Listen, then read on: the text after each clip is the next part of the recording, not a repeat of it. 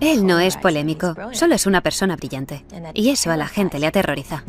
Es el epítome del sueño americano, pero también es la viva representación de la pesadilla americana. El señor Trump tiene que entender que el mundo no gira alrededor de su pene. Nunca antes había pensado, ese es el hombre que quiero que se postule para la presidencia, pero madre mía, ahora le adoro.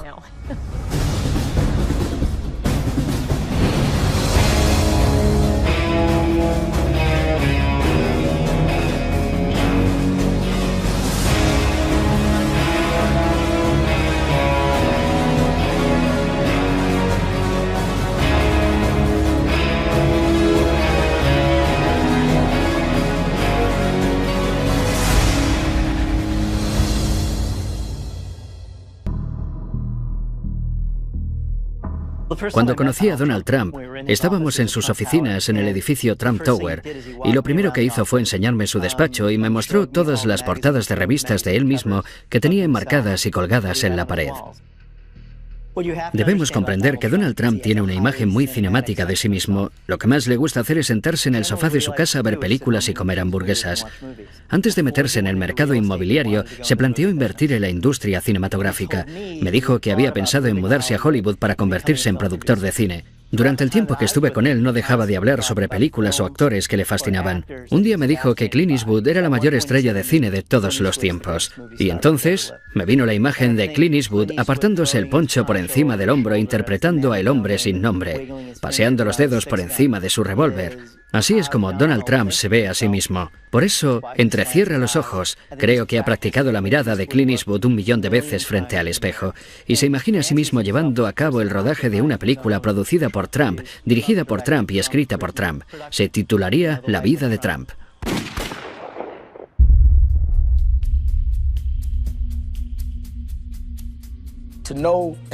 Los que conocen a Trump y están con él se convierten en espectadores de su autoindulgencia. Una vez viajé en helicóptero con Don King y Donald Trump y fue algo surrealista, porque me pasé todo el viaje callado, escuchando cómo se contaban el uno al otro lo grandiosos que eran. Y no lo digo como algo negativo, simplemente estaban promocionándose. Ni siquiera escuchaban lo que decía el otro, hablaban sin parar. Cuando llegamos a Atlantic City, dijo, sobrevolad el paseo marítimo, quiero que el reverendo Al vea mi imperio. Y entonces me dijo, soy el dueño de ese hotel y de ese otro, y me enseñó una zona donde pensaba construir el Trump Taj Mahal. Junto al paseo había una zona subdesarrollada, mayoritariamente ocupada por afroamericanos, y le pregunté, ¿y qué impacto tendrá eso en sus vidas? No respondió a la pregunta, lo único que hacía era fanfarronear y hablar. Recuerdo cuando empezó a ser muy conocido dentro del movimiento Beatles. Él insistía en que Barack Obama había nacido en Kenia, con lo cual no estaba cualificado para ser presidente, porque según la Constitución, para serlo debe ser ciudadano estadounidense y haber nacido en el país. Donald Trump decía, no solo es extranjero, sino que es africano, no tiene derecho. Al final tuvimos una reunión con él en su despacho. Me dijo, no soy racista, simplemente tengo dudas sobre el presidente. Le pregunté, ¿qué dudas? Ya han demostrado claramente que nació en Hawái. Han presentado el certificado de nacimiento. No me lo creo, no podemos comprobar su autenticidad. ¿Comprobar su autenticidad? Le dije, señor Trump, usted está jugando con esta idea de que es diferente a nosotros y de que es africano. No ha hecho otra cosa más que divulgar acusaciones infundadas y gratuitas contra el presidente. Pero al final te das cuenta, así es Trump. Y siempre que te encuentres con él vas a recibir el mismo mensaje contradictorio. Por un lado, para algunos de sus simpatizantes, es el epítome del sueño americano. Pero también es la personificación de la pesadilla americana, porque es un tío que tiene todo el dinero del mundo, que puede hacer todo lo que quiera, pero no deja de atacar a los demás y es un resentido. Es como Archie Bunker de la serie All in the Family, pero con miles de millones de dólares. 1, 2, 3.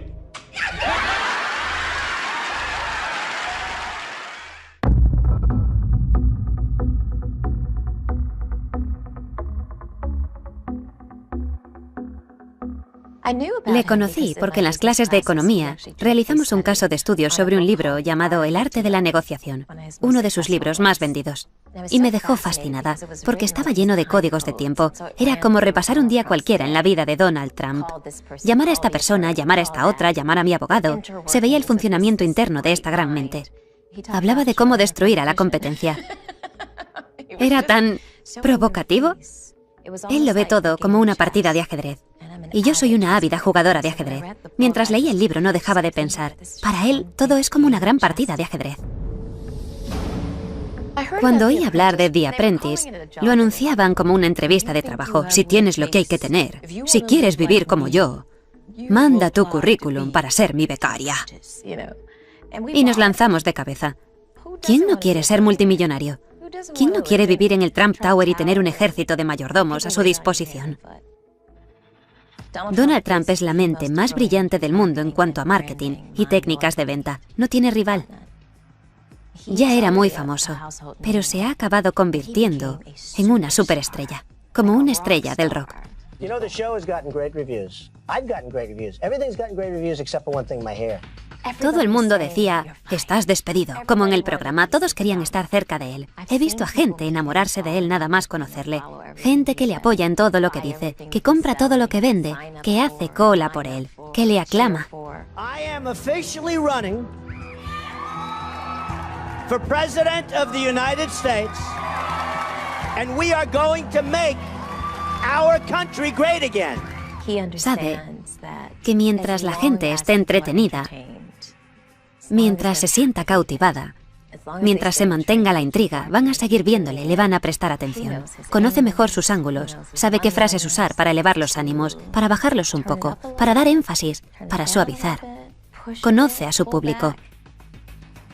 Sabe lo que esperan de él y él sabe dárselo.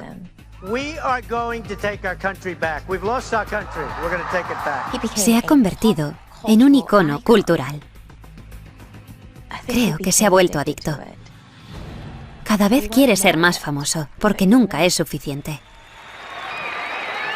Wow. Get those teleprompters out of here. We're going to have some fun, right?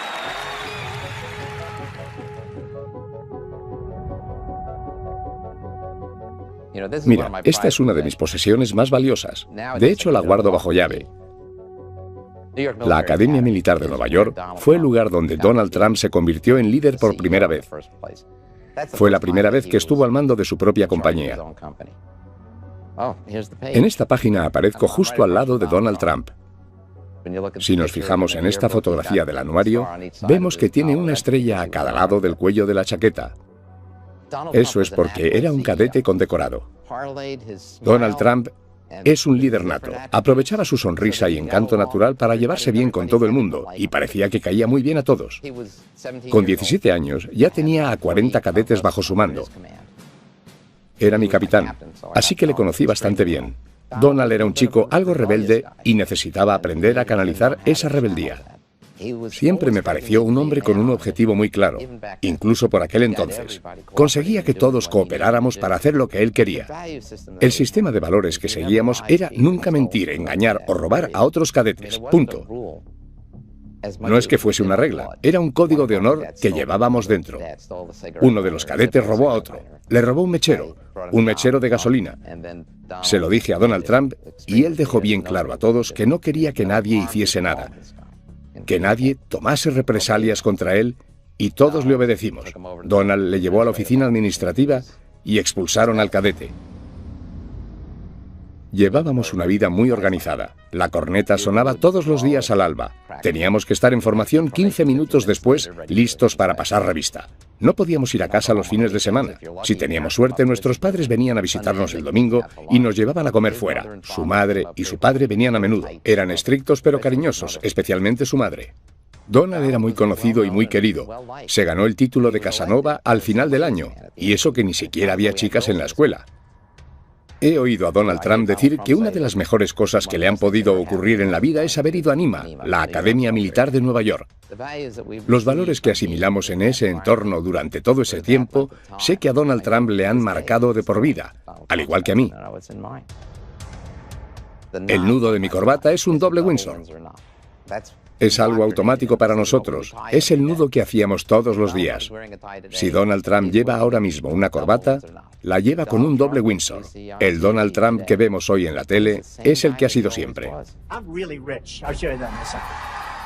No nos confundamos. Donald Trump proviene de una familia muy rica. No penséis en una familia rica cualquiera. Fred Trump amasó una fortuna de al menos 500 millones de dólares. La riqueza y las conexiones políticas de su padre fueron determinantes en el ascenso y éxito empresarial de Donald.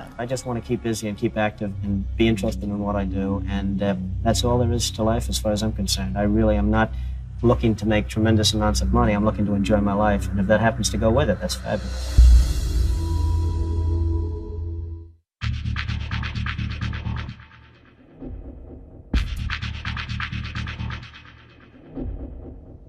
A lo largo de los años he tenido muchas reuniones con Donald Trump y durante esas conversaciones tenía la impresión de que él se veía a sí mismo como un forastero. Al principio creía que lo hacía para caerme en gracia, pero la verdad es que lo creía. Sentía que no formaba parte de lo que podíamos llamar la casta de sangre azul que dirigía Nueva York, que se había colado en ese entorno.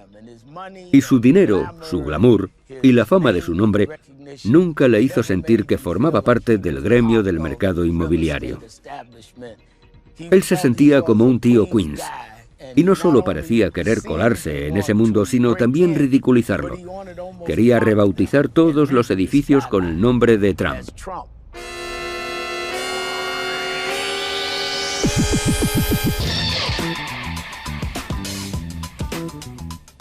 Donald Trump me llamó tocapelotas y estoy muy orgullosa de ello. Soy una auténtica neoyorquina, de los pies a la cabeza, nacida y criada aquí. Las décadas de los años 60 y 70 fueron unos años muy peligrosos, los peores años de la historia de Nueva York. Todos teníamos miedo de ser atracados. Si llevabas anillo de compromiso, le dabas la vuelta o te ponías un guante encima. Incendios, asesinatos, revueltas, violaciones. Donald Trump fue uno de los primeros en aprovecharse de Nueva York cuando estaba de capa caída, aunque de una forma positiva.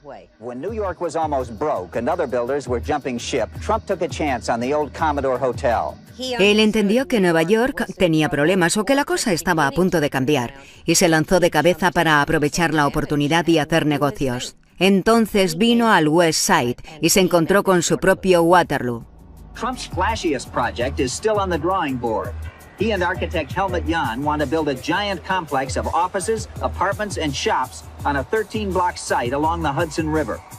Quería construir un muro de 20 metros a lo largo de West Side, en el cual debajo habría un aparcamiento de 9.000 plazas, un centro comercial de 185.000 metros cuadrados, sobre el cual se erigía un edificio de 150 pisos, el edificio más alto del mundo, flanqueado por otros 6 edificios que también estarían entre los más altos del mundo. Habría diezmado por completo toda la economía en varios kilómetros a la redonda, no solo en el West Side. Trump era una figura muy influyente en esa época. Pidió al ayuntamiento que hiciese modificaciones en las leyes medioambientales y consiguió ponerlas en marcha. La idea de luchar contra Trump nació en la mesa de mi comedor, que es donde normalmente germinan las luchas populares. Organizábamos protestas, recogidas de firmas. Nos apoyaba Tony Randall, Paul Newman, Bill Moyers, Lauren Bacall. En un momento dado teníamos 7.000 miembros. No nos sentíamos intimidados por él ni anulados por su arrogancia. Teníamos una misión. Sabíamos lo que estábamos haciendo. Demandamos al ayuntamiento. Para ello, tuvimos que reunirnos con el gran Donald, que era tan arrogante como cabía esperar.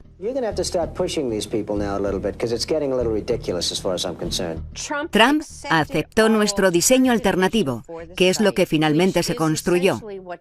Comprendió que lo que queríamos llevar a cabo era un proyecto mucho más razonable y factible. Me encanta recordar ese momento. En un momento dado, reculó y dijo: «Creo que habéis mejorado este proyecto». Le miré y le dije: «Donald, quiero que algún día lo reconozcas públicamente».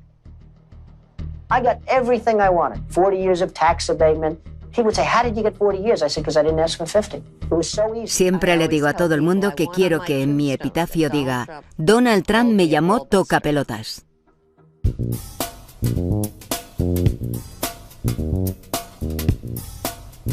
A los 21 me aceptaron en la Facultad de Medicina Cornell.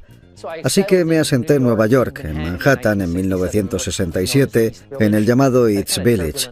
Sentía que el East Village era perfecto para un rebelde como yo, porque era una zona donde vivían muchos rebeldes, mucha gente que luchaba contra el Estado y la clase dirigente. Donald Trump quería construir en la zona de casas bajas del Soho una torre de apartamentos disfrazada de hotel para evitar las leyes urbanísticas, cuando en realidad iba a ser un edificio residencial, lo cual está prohibido. Creía que la gente del Soho éramos paletos y que podía aprovecharse de nosotros. Lo siento, Donald, si hay algún paleto aquí eres tú, porque no tenías ni idea de dónde te estabas metiendo.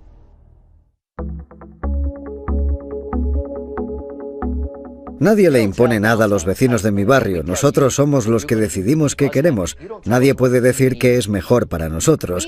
Inmediatamente pusimos una demanda contra la construcción. Sabíamos que iba a ser un edificio residencial, no un hotel.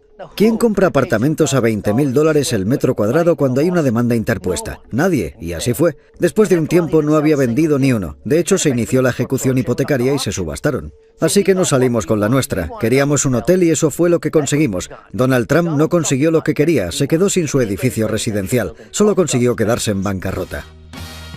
Trump, haz lo correcto. Sigue las leyes, no eres mejor que nadie.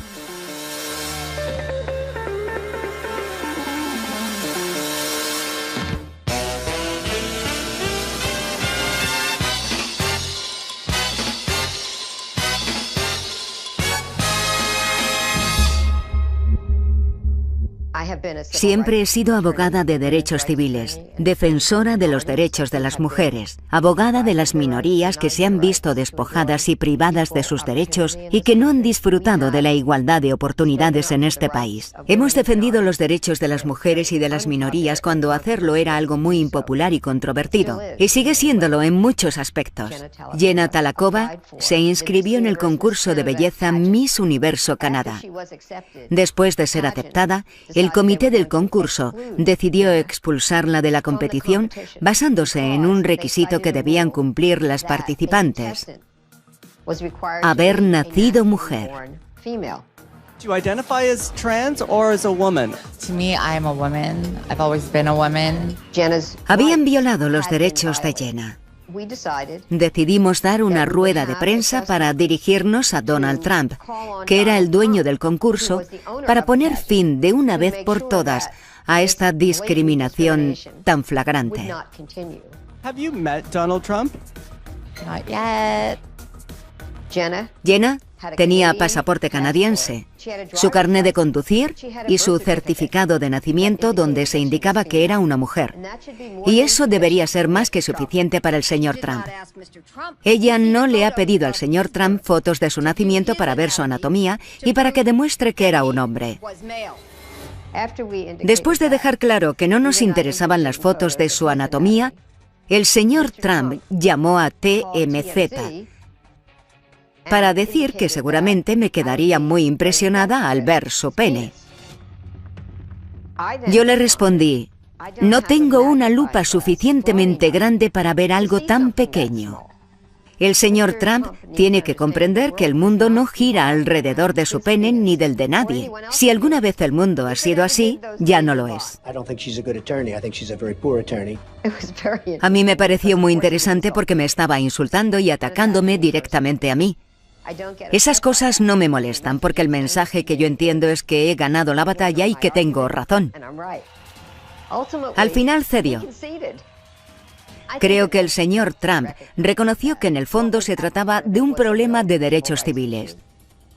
Pero al mismo tiempo había creado una cortina de humo para no admitirlo. Gloria got involved 2 days afterwards. The decision was already made, so she's obviously just in this for publicity. Had I known she was involved, maybe I wouldn't have made that decision because she's easy to beat. Pero lo irónico de todo esto es que 1 año o 2 después fuimos al canal Fox News y de pronto entró el señor Trump en la sala de espera donde estábamos sentados. Pensé, oh no me ha dado tiempo para preparar a mi cliente. ¿Qué va a decirle? ¿Qué va a hacer? Y se acercó, le presenté a mi cliente y él le dijo, tiene usted a la mejor abogada que podría encontrar. No cesa hasta conseguir su objetivo, así que nunca la despida porque no va a encontrar a nadie mejor. Y me sonrió, me estrechó la mano y se fue. Pero por otro lado, su discurso cuando estaba ante las cámaras era muy diferente. A lo mejor el verdadero Donald Trump es una mezcla de esas dos personalidades.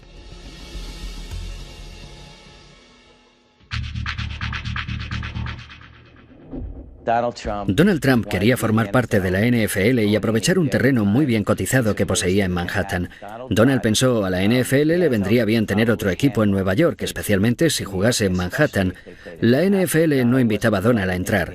La dirección de la NFL resistía sus esfuerzos de entrar en ese exclusivo club. En 1983 estaba a punto de inaugurarse una nueva liga de fútbol americano, la United States Football League. Donald tenía un juguete nuevo, un equipo de fútbol americano profesional. We now have strong ownership. The NFL, when it was most successful, had 6 teams. At its zenith, at its highest point, they had 6 teams. That's the number of teams that we should have. No hacía falta rebuscar mucho para darse cuenta de que tenía otros intereses, sus propios intereses. El objetivo de la USFL era jugar la liga durante la primavera, cuando era la única liga en funcionamiento, cuando no se juegan otros partidos de fútbol americano. Él irrumpió en la escena diciendo, si Dios quisiese que el fútbol se jugase en primavera, no habríamos inventado el béisbol. My attitude has always been the spring was a wasteland, and I came into this league on the basis and predicated on the fact that I thought the league would move to the fall, and they have. En los 80 solo había 3 cadenas y las 3 estaban ligadas a la NFL. La USFL había decidido trasladarse al otoño. Ninguna de las cadenas quería trabajar con ella, los estadios no estaban disponibles, ya no les quedaba dinero. Según se calculó, habían perdido unos $200 millones. Trump metió a la USFL en una demanda contra la NFL por haber violado los tratados antimonopolio. Based on what everybody tells me, based on common sense of the law, there is virtually no chance that we can lose this lawsuit.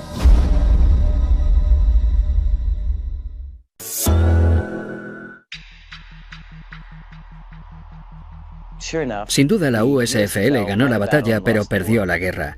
El juez determinó que la NFL había violado las leyes antimonopolio, pero debido a la forma en la que se llevó el caso, consiguieron quedar como los pobres indefensos que tenían que luchar contra un gigante vestido con trajes de $5.000. Donald Trump quedó retratado como un abusón que quería quedarse con todo el pastel. El juez concedió $1 en compensación a la USFL. Como se trataba de un caso antimonopolio, la multa por daño se triplicó, así que se quedó en $3. Fue el final de la liga, ni más ni menos.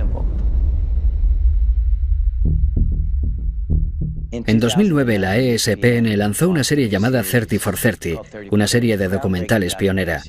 Los ejecutivos de la ESPN me pidieron que dirigiera un episodio y les contesté, bueno, solo me interesa si puedo hacer un episodio que se llame ¿Quién mató a la USFL? Ya sabéis a quién me refiero. Estuve detrás de Donald, pero se me resistió. Tenía un intermediario muy protector. Le mandaba cartas, emails, le llamaba constantemente, pero no obtuve ninguna respuesta. Después me pidieron hacer una entrevista para una serie llamada Sport Business Journal. Curiosamente, mi teléfono sonó al día siguiente y era el intermediario. Me dijo, el señor Trump está listo para recibirle.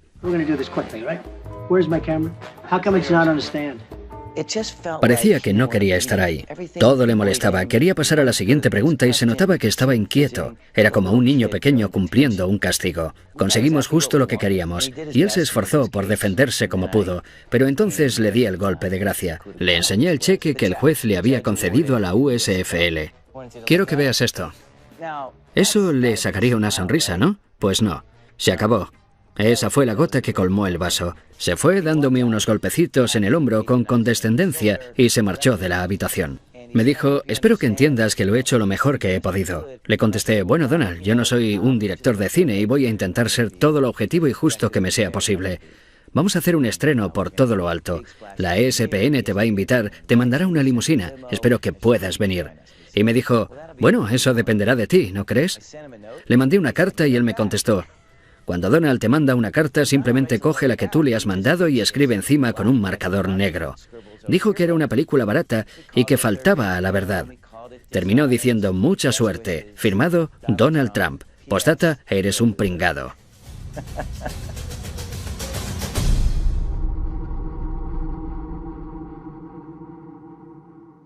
No iba a vivir en una vivienda de protección toda mi vida, y lo sabía porque mi madre nos permitía soñar, explorar y usar nuestra imaginación. A pesar de toda mi educación, la primera escuela en la que me gradué fue en la de la vida. Aprendí muy pronto que el mundo era duro y que tenía que ser más dura para sobrevivir.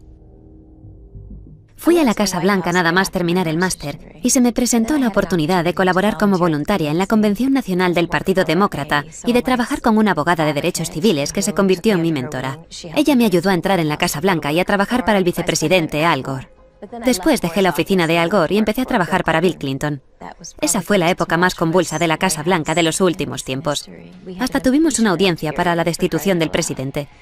Por el amor de Dios, por decirlo de forma suave, acabé harta de la política. Mis compañeros de la Convención Nacional del Partido Demócrata me hablaron de The Apprentice. Ellos también eran muy ambiciosos y me comentaron que había un nuevo programa que Donald Trump iba a hacer con Mark Burney.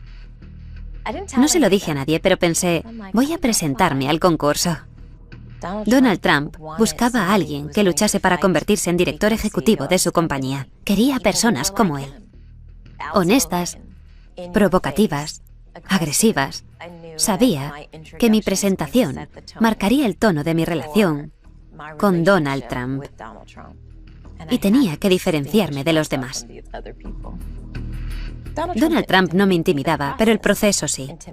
No había reglas claras. Se hacía lo que Donald Trump decía. Lo que a él le apeteciese en el momento. Era el que decidía quién se iba a casa, fuese justo o no. Era el programa de Donald Trump, y eso sí me intimidaba. Siempre que entraba en el despacho, sabía que me la estaba jugando. Porque cuanto más forzase la situación, más famosa me hacía. Cuanto más agresiva fuese, cuanto más discutiese, cuanto más pelease, cuanto más insultante fuese, más fama adquiría mi marca, más crecía mi nombre, más gente quería verme en la tele. Finalmente me dijo esa terrible frase: «Estás despedida», con la mano así. Mi ambición iba más allá del concurso.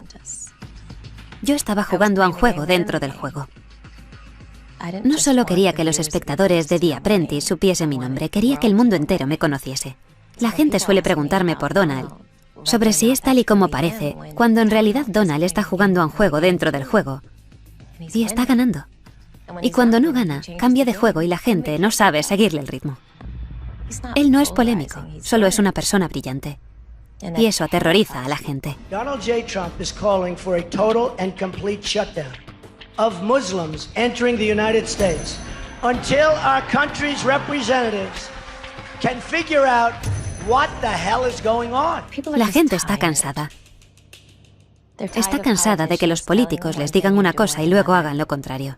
Pero confían en lo que él dice. La gente que apoya a Donald sabe que lo que dice es lo que va a hacer. Porque todo lo que ha dicho en el pasado lo ha hecho. We're bringing our jobs back, folks. We're bringing our jobs back. We're going to bring them back.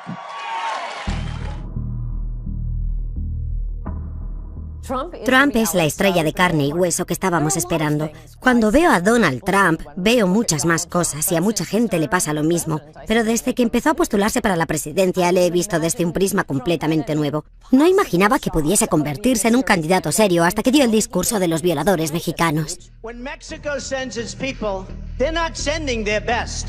They're not sending you. They're not sending you. They're sending people that have lots of problems. And they're bringing those problems with us. They're bringing drugs, they're bringing crime, they're rapists, and some, I assume, are good people. Eso no formaba parte del discurso que llevaba preparado, eso le salió del corazón. Yo sabía que en cuanto un candidato empezase a anteponer los intereses de Estados Unidos a los de los extranjeros y a los de algunos plutócratas, ascendería meteóricamente en los sondeos. Llevo mucho tiempo rogándoles a los candidatos presidenciales republicanos, literalmente rogándoles, que incluyan el problema de la inmigración, y nunca me han hecho caso. De repente Trump vio una entrevista que me hizo Jorge Ramos e inmediatamente pidió que le llevasen una copia de mi libro Adiós América. El principal tema que trato son las violaciones por parte de mexicanos. 2 semanas más tarde, cuando estaba dando el discurso presentando su candidatura, se salió del guión y empezó a hablar de los delincuentes, traficantes de drogas y violadores que México nos envía. This is hate language. This will incite violence not only against Mexican Americans, Mexicans, but also against migrants. Y cuando una semana más tarde vi que no se había retractado después de todo el escándalo, pensé, aquí está, es el candidato que estaba esperando. It's not about me, it's about you, believe me. This is a movement.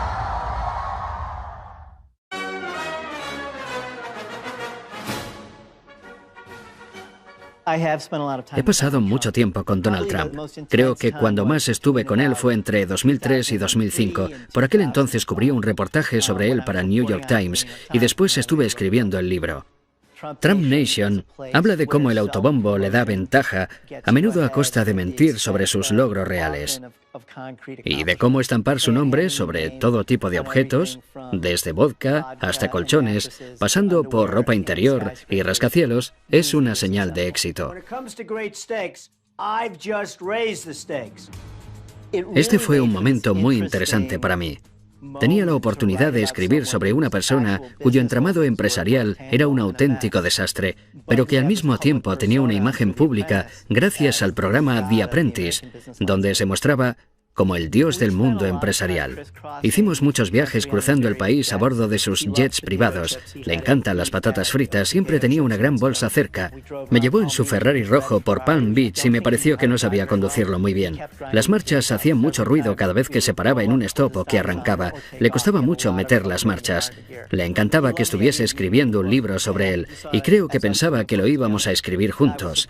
Me sorprendió que estuviese dispuesto a cooperar, pero después me dijo que si le criticaba en el libro, iría por mí personalmente y diría que soy un pirado y que soy escoria y toda esa letanía de insultos tan trillados que le gusta usar. Dan Rather's a loser. Rosie's basically a loser. He's obviously in love with Adolf Hitler in some form. Justo antes de publicar el libro, me pidió que le enviase la portada. Poco después de recibirla, me llamó y me dijo, me encanta, parezco Superman. Me encanta. Pero igualmente me demandó. Me demandó. Me puso una demanda por $5.000 millones que creo que es la mayor demanda interpuesta por difamación en la historia de Estados Unidos.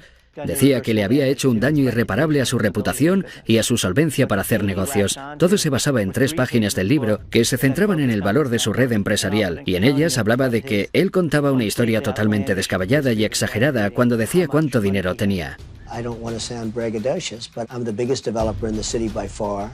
Es falso, nunca ha sido el mayor constructor de Nueva York desde ningún punto de vista, ni teniendo en cuenta el valor de sus propiedades ni la cantidad de metros cuadrados que posee.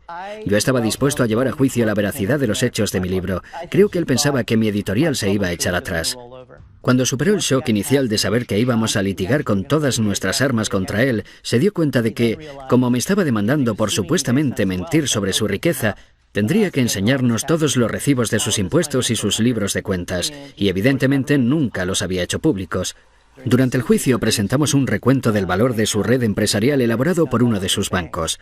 Deutsche Bank había valorado su entramado empresarial en 2005 en unos $788 millones, y por aquel entonces él iba diciendo que tenía una fortuna de entre $5.000 y $6.000 millones. Al final contratamos a uno de los mejores abogados de Estados Unidos. Este le preguntó a Donald cómo había estimado el valor de su red empresarial.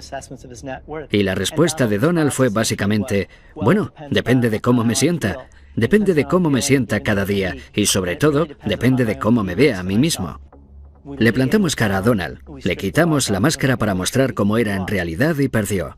Creo que su autoestima y su identidad están demasiado envueltas en esta fantasía de ser un megamillonario.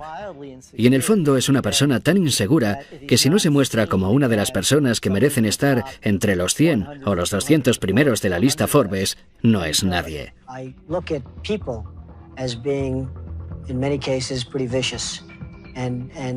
Unless you're going to have a certain way, you're going to be eaten alive.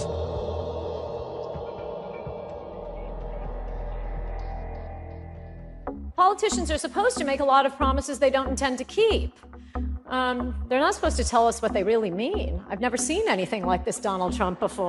Nadie, salvo un multimillonario excéntrico que ama a Estados Unidos, podría hacer lo que él está haciendo.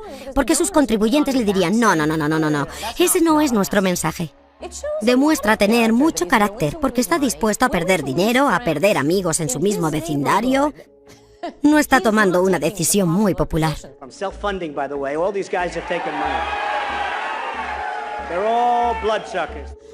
Nunca antes había pensado, ese es el hombre que quiero que se postule para la presidencia, pero madre mía, ahora le adoro.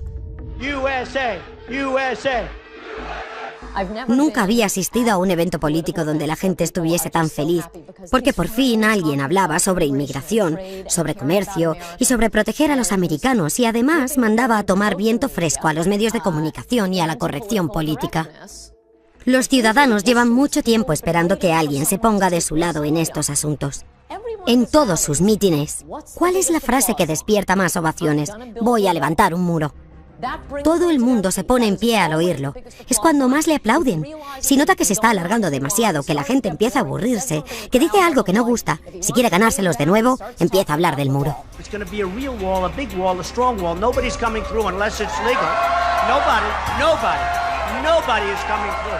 Y los medios de comunicación no quieren hablar de estos temas, simplemente dicen, ¿por qué gusta tanto? No lo entendemos. Pues hablad de los problemas reales. La candidatura de Donald Trump se basa en el colapso del sueño americano, y no hablo del típico cliché, ni siquiera me refiero exclusivamente al aspecto económico.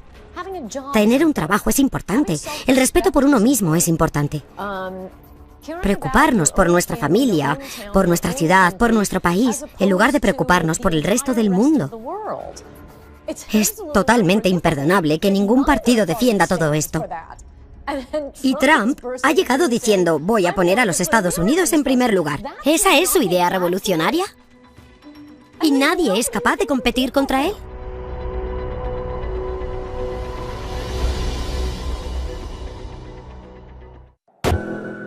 We view this as war. Don't we view this as war? It's war.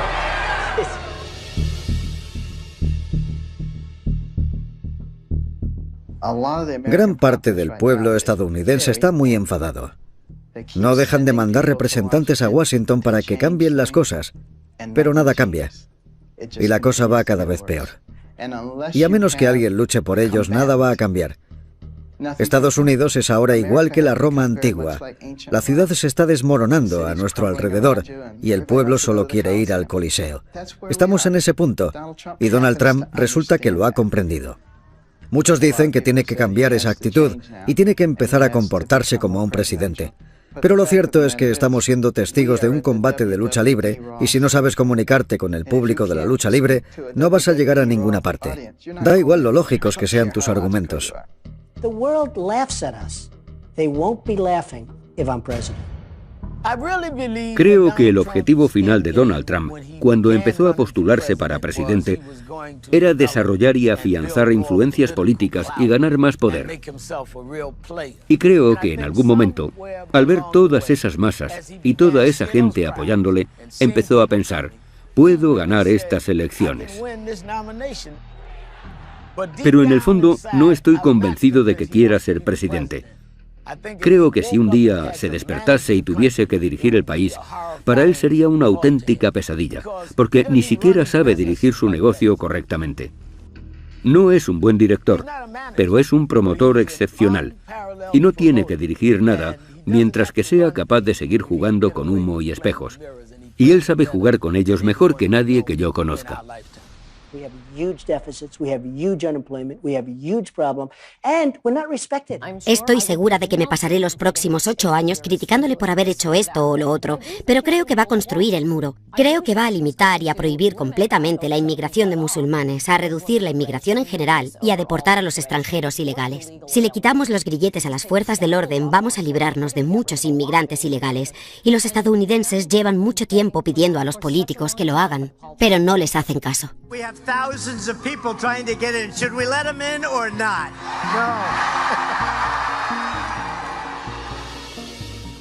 No me importa cuántas propiedades lleven su nombre. Dios le bendiga, que se haga todo lo rico que pueda. Pero las demás personas también tienen sus derechos.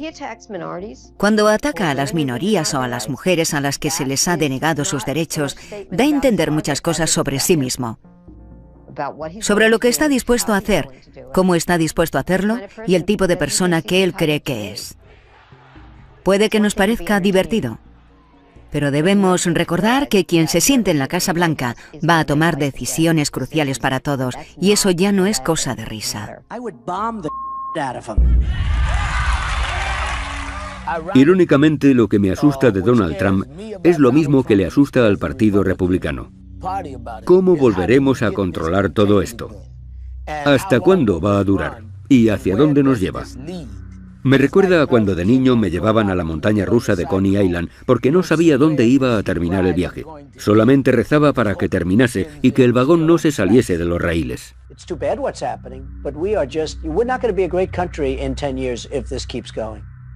La gente siempre me pregunta, si Donald ganara, ¿te irías con él a trabajar a la Casa Blanca? Y les digo, por supuesto.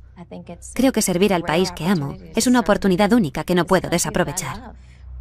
Y además me gustan las armas y el dinero. Comercio, tesoro, defensa, exteriores, donde me necesite, señor Trump, ahí estaré. Lo peor que podéis hacer es subestimar a Donald Trump. Nunca, nunca subestiméis a Donald Trump. Creo que la Casa Blanca de Trump tendría unos 50 pisos de altura. Estaría pintada de dorado, instalaría luces intermitentes por toda la avenida Pensilvania. El Air Force One estaría incrustado de diamantes. La televisión emitiría más charlas del presidente junto a su chimenea de las que querríamos ver en toda nuestra vida. Aparte de eso, puede ser un buen presidente, pero cualquiera que piense que Donald Trump va a desaparecer está tremendamente equivocado.